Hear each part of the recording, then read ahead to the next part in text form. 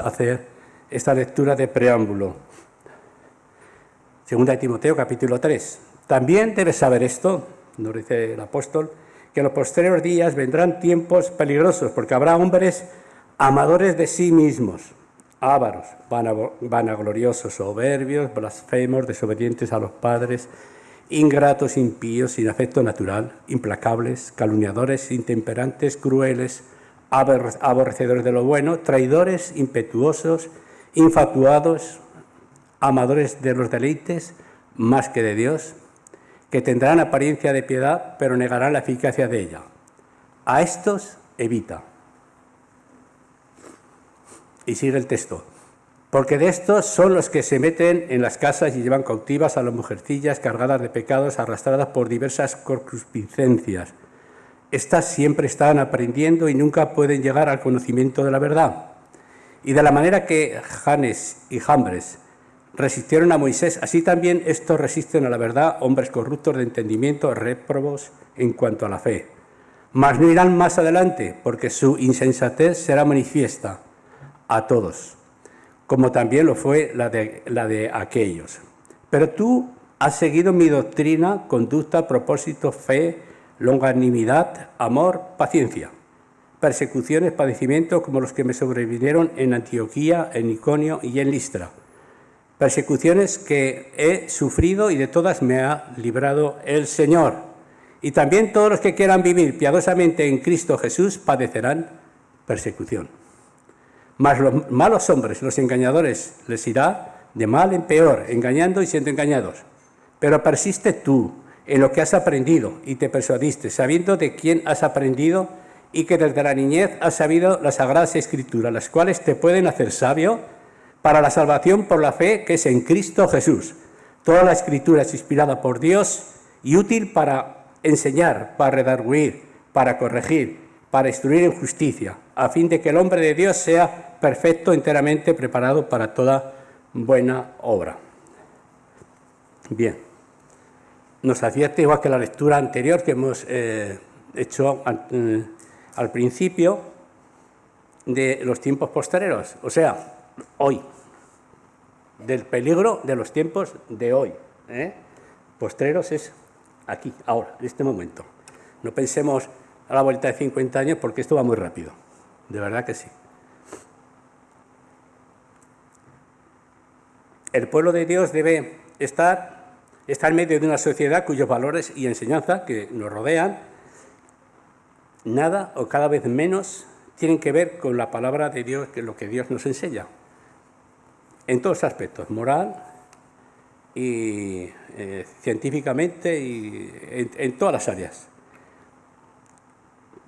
En la lectura anterior, en 1 de Pedro 5:8, nos advierte el apóstol Pablo: sed sobrios y velad, porque vuestro adversario, el diablo, dice, está como león rugiente y anda alrededor buscando a quien devorar.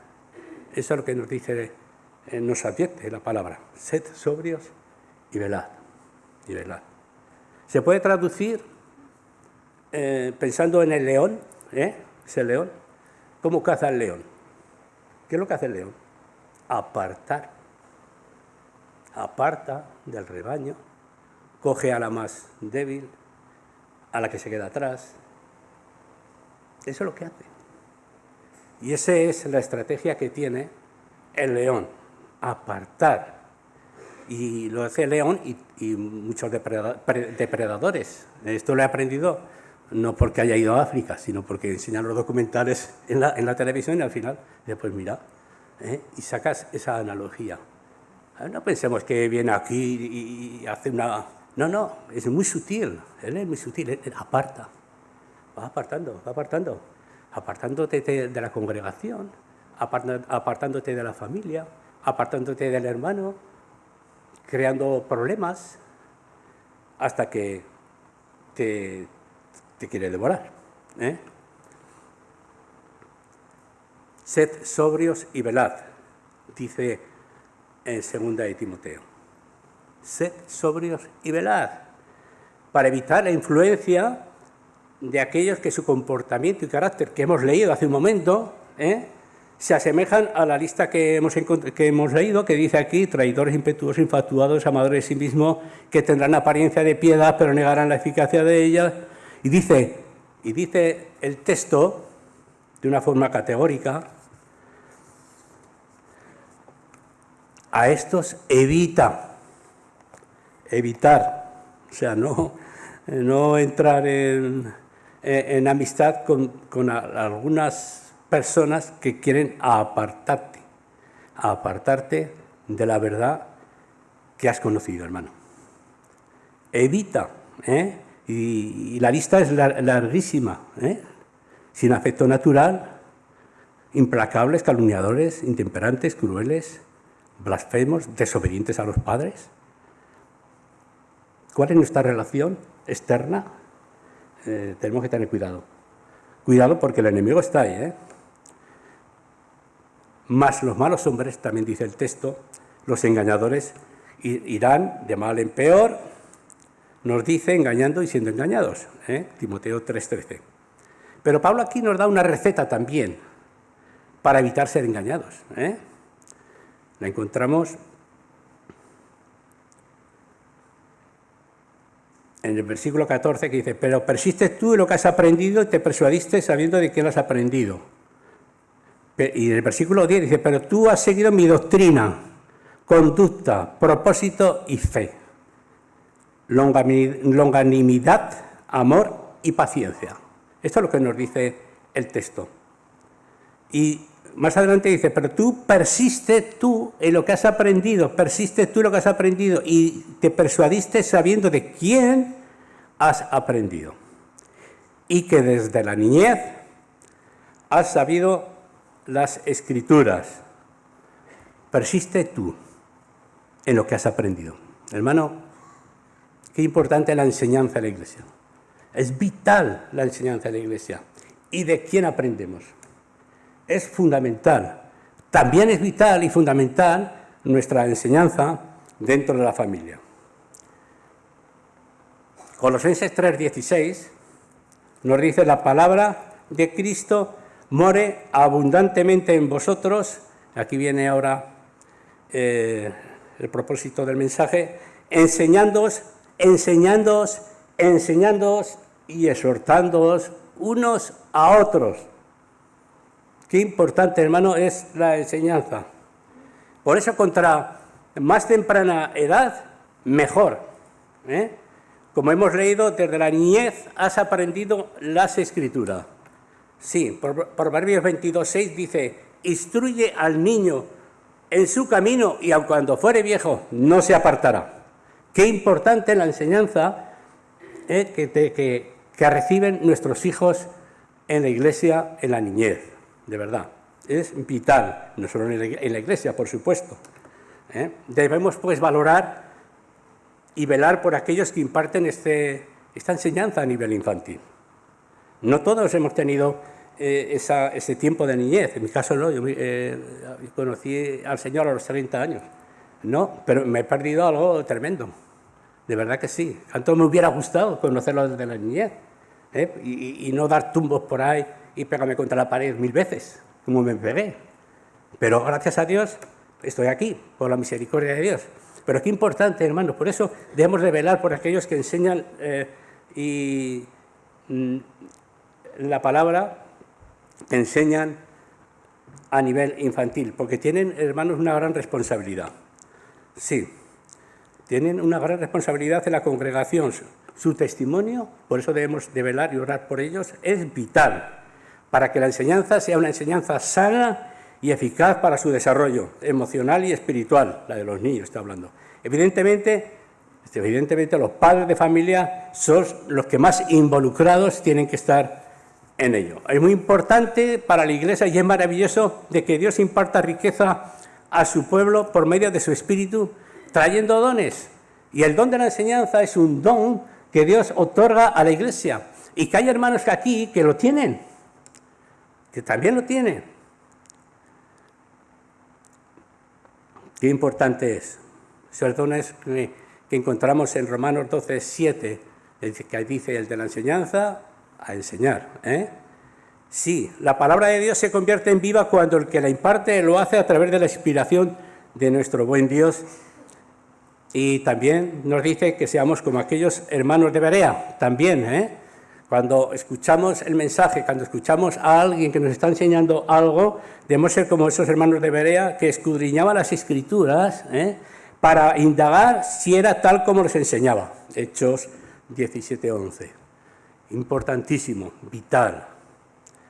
Efesios 4:11 también dice, él mismo constituyó a unos pastores y a otros maestros para perfeccionar a los santos.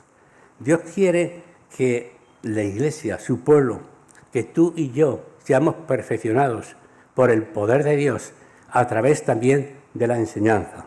Por eso lo importante de la enseñanza en la Iglesia, hermanos. Para que no seamos ya niños fluctuantes, llega a decir Pablo en cierta ocasión, llevados por toda clase de doctrina, por estratagema de hombres que para engañar emplean con astucia las artimañas del error. Por eso es importante que conozcamos la palabra, que nos enseñemos unos a otros conforme el manual perfecto que es la palabra de Dios. Amén.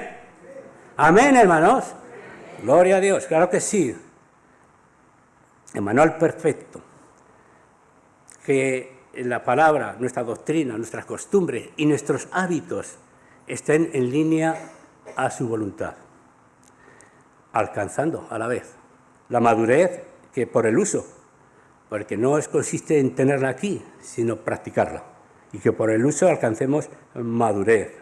Sí, es síntoma de madurez tener los sentidos ejercitados para el discernimiento del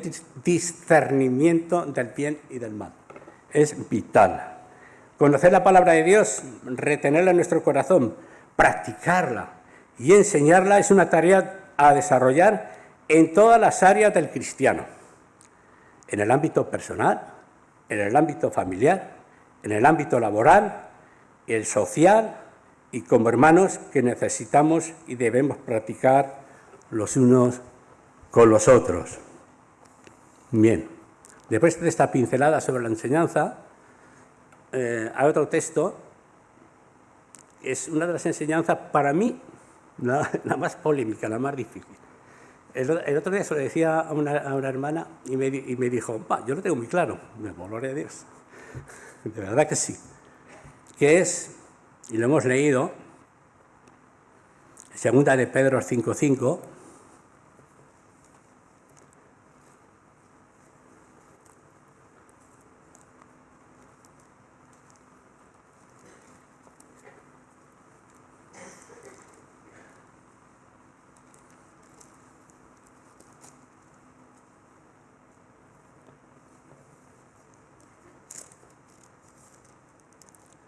segunda de Pedro he dicho, no, primera de Pedro, perdón, lo tengo equivocado, 5:5. Igualmente, jóvenes, están sujetos a los ancianos y todos sumisos unos a otros. Ay, aquí, ¿qué decimos? Qué difícil, qué tema más comprometido, qué serio. Venimos, hermanos, de un entorno religioso católico muy jerarquizado, eso sí que es verdad, donde la autoridad somete a una obediencia extrema a sus dictados, normas que por otro lado se contradicen en muchos casos a la enseñanza que a nuestro entender la Biblia nos muestra. Eso tenemos que tenerlo en cuenta. También, dentro del pueblo evangélico también hay casos que nada tienen que ver con la enseñanza, con la palabra de Dios, también los hay. Por otro lado, nos encontramos con una sociedad cuyos escándalos en la jerarquía están provocando desconfianza, descontento, rebeldía. Y eso va para toda clase política, no para los que están ahora, sino para todos. Pocos, la verdad es que muy poca gente está contenta con la situación actual, muy poca, de verdad que sí. Y es interesante que en este texto lo primero que llama la atención es a los jóvenes. Igualmente, jóvenes, miro para la izquierda que están casi todos. Jóvenes, dice. ¿Por qué a los jóvenes? Digo yo. ¿Por qué? Estar sujetos a los ancianos. ¿Pero por qué nombrar a los jóvenes de una forma clara y tal? Mira, el joven tiene una tendencia natural, además de que está creciendo y es inquieto de por sí, porque mientras que se crece, es inquieta, uno es inquieto, está claro. Es difícil ver a un niño parado, cuando a un niño parado, malo, algo le pasa. Está malico, tiene fiebre o algo le pasa. Están creciendo y no paran y están descubriendo siempre cosas nuevas.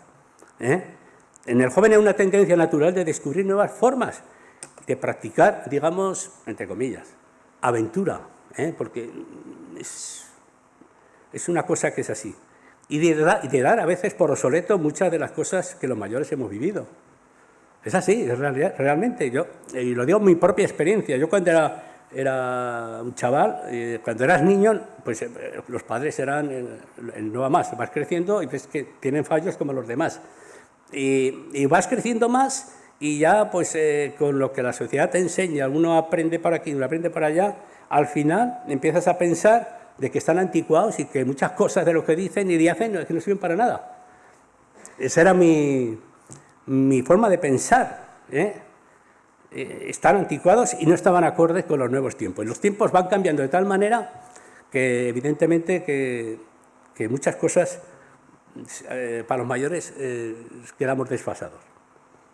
Con el tiempo descubrí que lo esencial, lo principal, que son los consejos para vivir una vida correcta, pues mis padres tenían razón en muchísimas cosas que he tenido que aprender después, con la relación con mis hijos, la relación en el mundo laboral, con la sociedad, con mi comportamiento. Tengo que aprender. Uno aprende, con el tiempo aprende y dice, pues aquello que me decían mis padres, pues es verdad, tienen razón. Y yo pensaba que estaban anticuados, mis padres sí están anticuados, ¿qué me van a decir? Eso es una llamada de atención, porque es así. Por eso dice aquí jóvenes, lo primero que le dice, estar sujetos. ¿Por qué? Para que no nos demos o no se den un porrazo, un golpe, así de claro.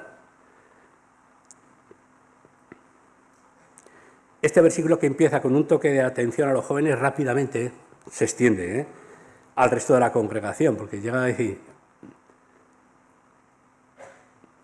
y todos sumisos, y aquí viene otra vez lo de unos a otros, esto es para todos, no solamente para los jóvenes, para todos nosotros. La necesidad de estar sumisos abarca todos nuestros ámbitos, todo el ámbito de nuestra vida. En el familiar, la Biblia habla mucho del tema de la sumisión dentro de la familia. Someteros unos a otros en el temor de Dios, nos llega a decir Efesios. Y en el mismo carta de Efesios 5, 24, 3:1 dice, casadas, sujetas a sus maridos. Dice, qué bien, ¿no? Casadas, sujetas a los maridos. Pero al marido luego el Señor nos dice, amar a vuestras mujeres como Cristo amó a la Iglesia y se entregó por ella. Ahí, ¿dónde está el sacrificio nuestro a favor de nuestras esposas, de nuestras mujeres? O sea que la sumisión es mutua, tiene que ser mutua. Eso en el ámbito familiar, ¿no? En el ámbito de los hijos dentro de la familia, igual, obedecer, someteos, porque es justo. Honra a tus padres, es un mandamiento que está de promesa, Efesios 6, del 1 al 4.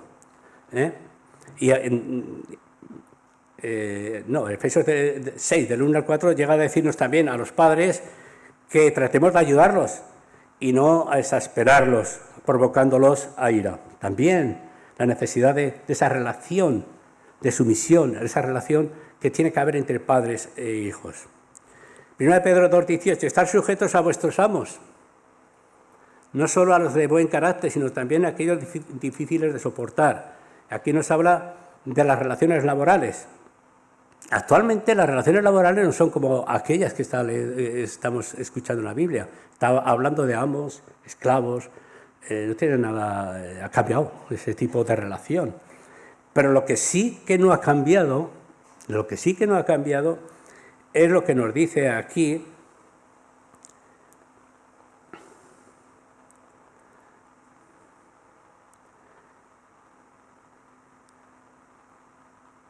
de trabajar como para el Señor.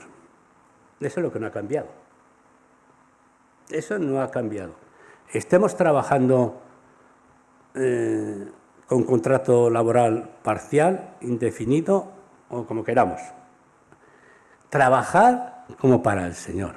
También hay instrucciones para los para los empresarios o para los amos, también los hay. Trabajar como para el Señor. Eso no ha cambiado, hermanos. Por eso tenemos que someternos a la palabra de Dios. Nos tenemos que someter a la palabra de Dios. Trabajar como para el Señor, ¿qué significa? Hacerlo con excelencia, hacerlo con dedicación, hacerlo con respeto. Y que también nos dice que soportar a los difíciles de soportar, porque hay de todo, hay jefes que serán una maravilla en el trato y hay otros que, madre mía, ¿no? Pues a esos también hay que tratar de soportar, y no solamente soportar, sino interceder y orar por ellos. Esto es lo que nos habla sobre la sumisión. Por eso el tema de la sumisión es complicado, es muy difícil. Es muy difícil.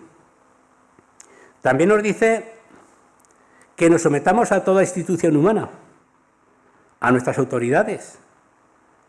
Pero también la palabra de Dios nos dice que debemos luchar contra la injusticia. Eso sí que es verdad. Pero sí que debemos de someternos. Sí. Y luchar contra la injusticia, ¿pero con qué? Con la verdad, con nuestro testimonio y con armas espirituales, como puede ser la oración. Como puede ser la oración. Así debemos de luchar contra la injusticia y no meternos en jaleos que provoquemos a ira a la sociedad, ¿verdad? Sí. Y que tenemos que mostrar el debido respeto y ejemplos de colaboración también, nos indica la palabra.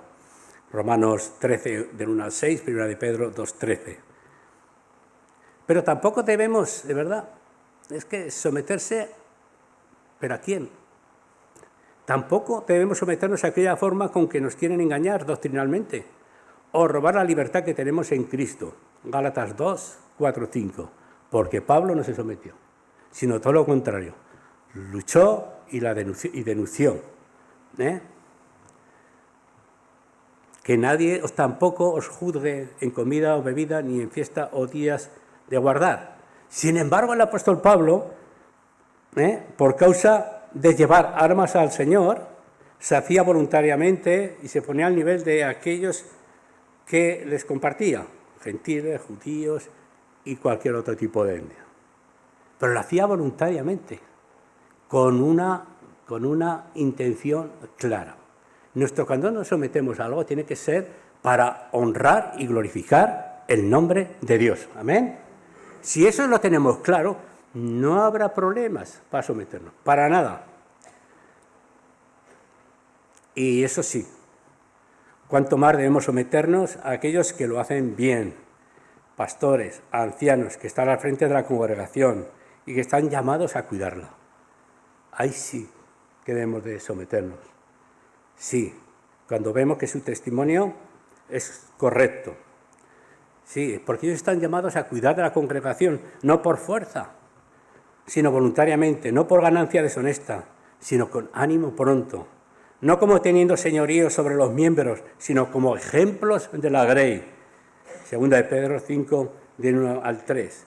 Obedecer a vuestros pastores y sujetaros, porque ellos velan por vuestras almas, como deben de dar cuenta a Dios, para que lo hagan con alegría. Sí, y no quejándose, porque esto no es provechoso. Qué bueno es que nuestro pastor disfrute con nosotros, se goce con nosotros porque ve que vamos a una, que vamos todos en busca del crecimiento de la Iglesia, que vamos todos con el deseo de honrar a nuestro Dios, que vamos con el deseo de aprender, que vamos con el deseo de amarnos los unos a los otros, que vamos con el deseo de someternos unos a otros en el temor de Dios.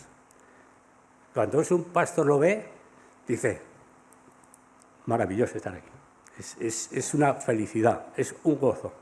Así que hagamos la vida fácil en ese sentido a aquellos que nos presiden y también, por supuesto, a aquellos que nos enseñan, a aquellos que están en ministerios, a aquellos que están practicando el don que Dios les ha otorgado. Hay que animarles y someternos a su ministerio, a su trabajo, porque eso es lo que el Señor demanda. En definitiva, debemos sujetarnos unos a otros porque todos formamos parte importante del edificio espiritual que es el cuerpo de Cristo. Es como un edificio, todos nos necesitamos, cada uno tiene su lugar, pero todos estamos sometidos unos a otros. Es importante, tú no te puedes marchar. Si te vas, te vas a caer. Ahí falta algo que hay que cubrir. Es vital, por eso. Un edificio, los ladrillos, todas las piezas se someten unas a otras, se soportan unos a otros, porque es así. Así también debe ser nuestra forma de comportarnos.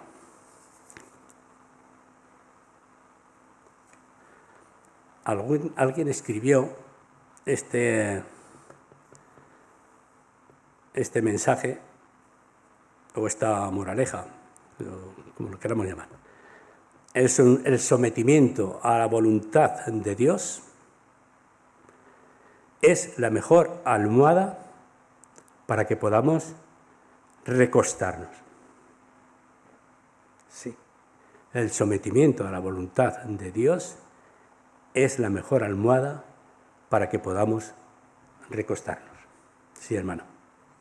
Nada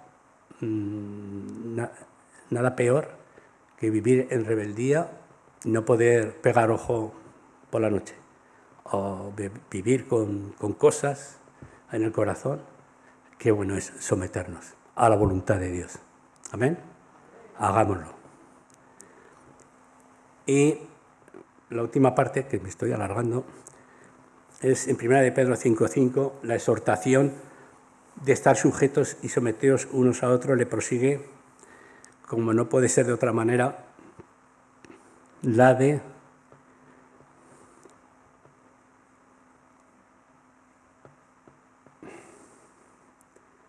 vestíos de humildad, porque Dios resiste a los soberbios y da gracia a los humildes. Sí, la humildad debe presidir todos los actos del cristiano, todos. Y por supuesto entre las relaciones entre sus miembros. La humildad es necesaria para encontrar la paz y descanso necesario. Aprender de mí, que soy manso y humilde de corazón. Mateo 11:29. Recordemos siempre que Dios resiste a los soberbios y da gracia a los humildes.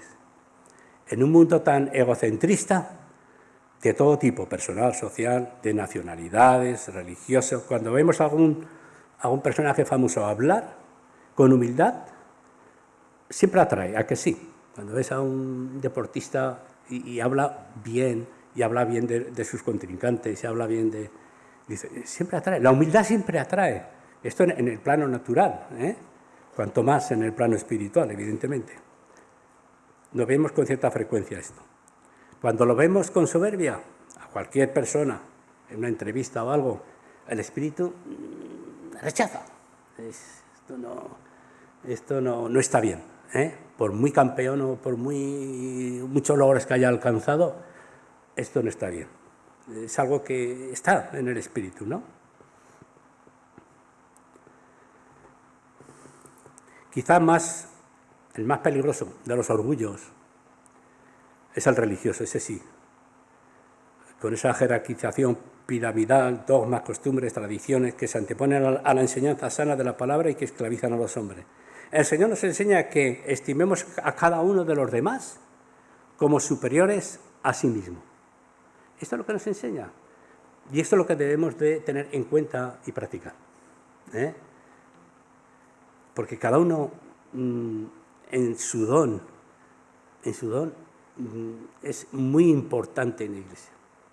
Y cada uno a nivel personal es muy importante en la Iglesia y emocional. Y esto es lo que tenemos que tener en cuenta. Nos estimamos cada uno como superiores a sí mismo, Filipenses 2:3.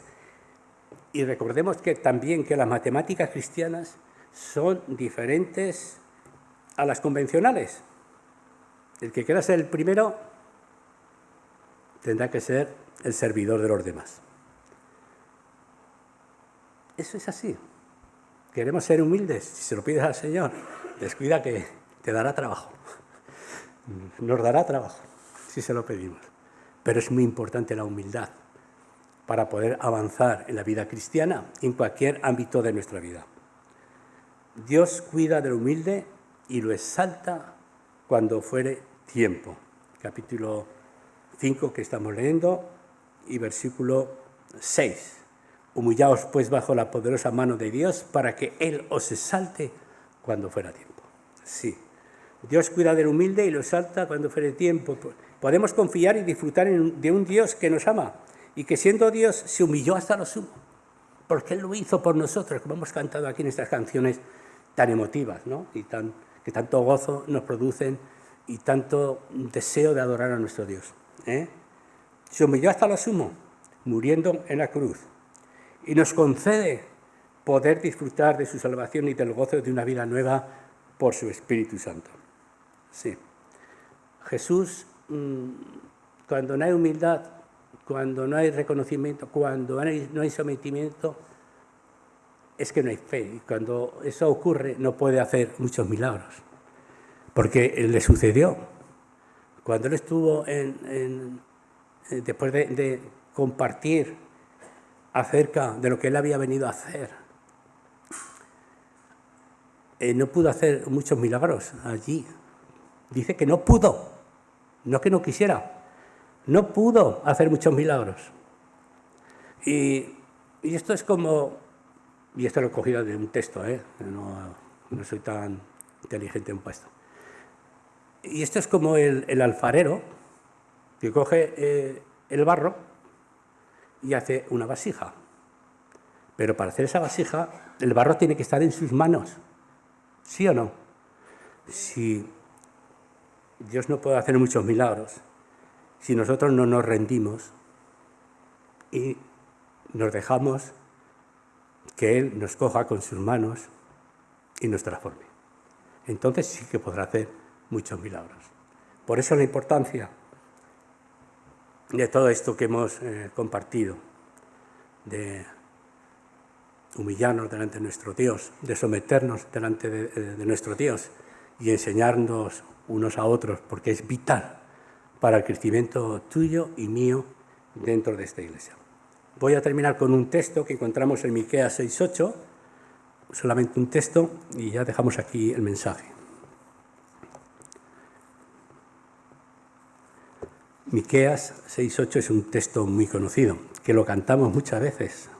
Bueno, muchas, últimamente no tanto, porque yo soy de la vieja escuela.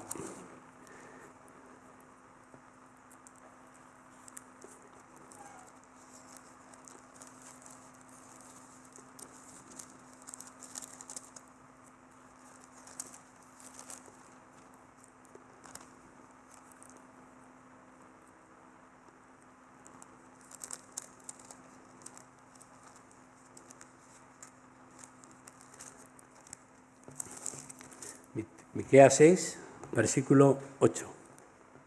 Oh hombre, oh hermano, me lo digo yo también a mí. Él te ha declarado lo que es bueno. ¿Sí o no? ¿Lo ha declarado? Sí. ¿Y qué pide Jehová, el Señor, de ti?